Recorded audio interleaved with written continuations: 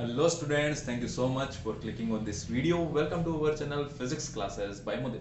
Before start, please do subscribe and press the notification bell. Thank you. So बच्चों इस video में हम देखेंगे कि जो हम पढ़ रहे थे डायमेंशंस का जो यूजेस है, तो हमने दो यूजेस देख लिए थे. कौन कौन से देखे थे? To check the correctness of the given relation and to derive the relationship between various physical quantities. जो इसका थर्ड है, ठीक है, उसमें हम देखेंगे एक फिजिकल क्वांटिटी है, ठीक है, और उसका आपको क्या करना है, कन्वर्जन करना है, ठीक है. मतलब एक फिजिकल क्वांटिटी का एक सिस्टम से दूसरे सिस्टम में आपको कन्वर्जन करना है. जैसे सपोज आपको एक सिस्टम में वैल्यू दी हुई होगी और आपको दूसरे सिस्टम में उसकी वैल्यू निकालनी होगी, ठीक है. सिस्टम जैसे एमके सिस्टम, सीजीएस सिस्टम और एफपीएस सिस्टम, इस तरीके से, ठीक है. So conversion of a system of units into another, यानी एक सिस्टम से दूसरे सिस्टम में कन्वर्जन, ठीक है. सो एक कोई फिजिकल क्वांटिटी कोई भी कंसीडर कर लेते हैं, ठीक है.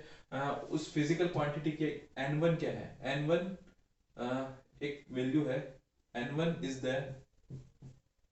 The value of n1 is the value of physical quantity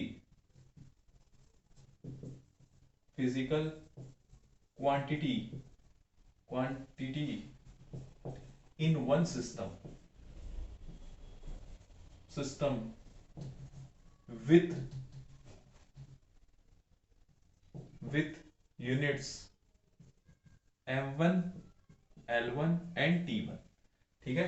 तो फिजिकल क्वांटिटी की एक सिस्टम है, ठीक है, एक सिस्टम से दूसरे सिस्टम में हमें जाना है, तो एक सिस्टम में उसकी वैल्यू है n1 और उसकी यूनिट्स हैं m1 l1 और t1, ठीक है. And n2 is the value of physical quantity in another system with units m2 l2 and t2, ठीक है. सो n1 और n2 ये दोनों क्या है, उस फिजिकल क्वांटिटी की वैल्यूज है. ये एक सिस्टम में है और ये दूसरे वाले सिस्टम में.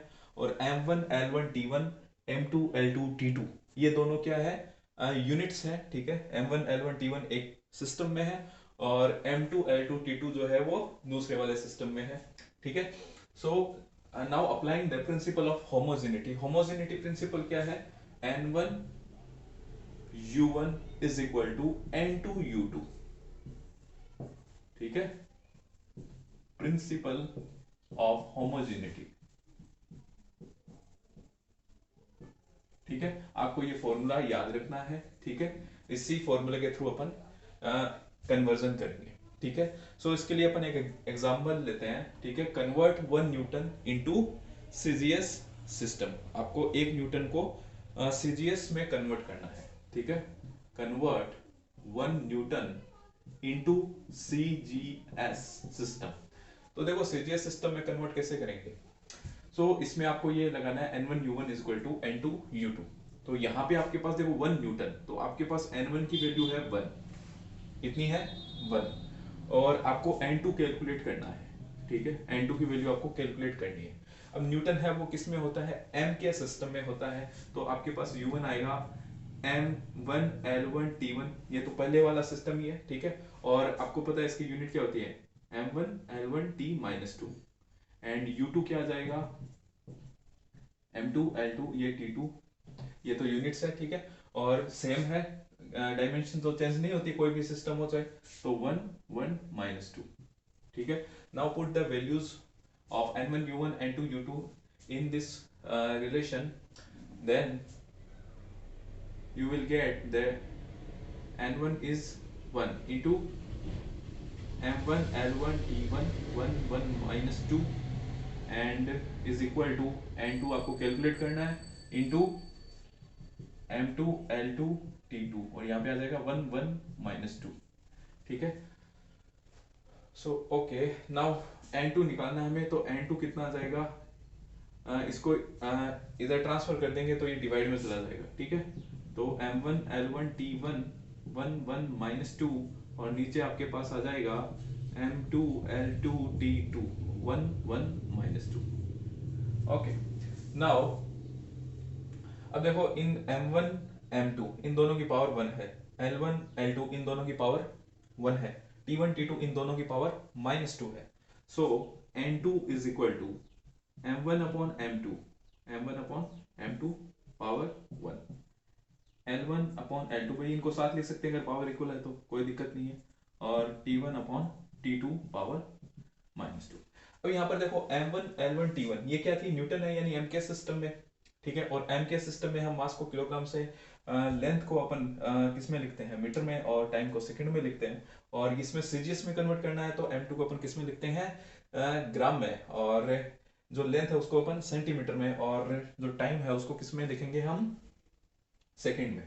तो N2 इज इक्वल टू, ये हम देख चुके हैं ना, तो M1 is 1 kilogram and M2 1 gram, and L2 is sorry L1 is the unit in M के सिस्टम which is 1 मीटर, और L2 क्या आ जाएगा 1 centimetre, and T1 is 1 second upon 1 second, ठीक है।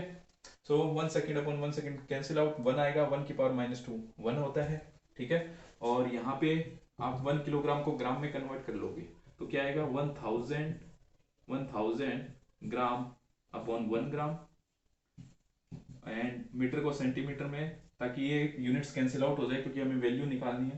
तो 100 सेंटीमीटर अपॉन 1 सेंटीमीटर पावर 1, ठीक है। तो ग्राम से ग्राम कैंसिल आउट हो जाएगा और सेंटीमीटर से सेंटीमीटर, यहाँ पे आपके पास 1000 बचेगा और यहाँ पे आपके पास 100 बचेगा, तो आपके पास N2 आएगा 1000 इंटू 100, और इसको हम क्या लिख सकते हैं, N2 को हम लिख सकते हैं, 1000 को अपन लिख सकते हैं 10 टू द पावर 3, और 100 को अपन लिख सकते हैं 10 टू द पावर 2, तो N2 आपके पास आ जाएगा 10 टू द पावर 5। ओके, सो ये आपके पास सीजीएस सिस्टम में 1 न्यूटन की वैल्यू आ गई 10 टू द पावर 5, ठीक है।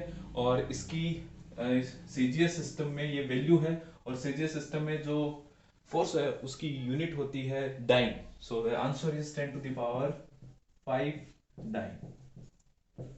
सो 1 न्यूटन इज इक्वल टू, ऐसा लिख सकते हैं हम, 1 newton is equal to 10 to the power 5 dine,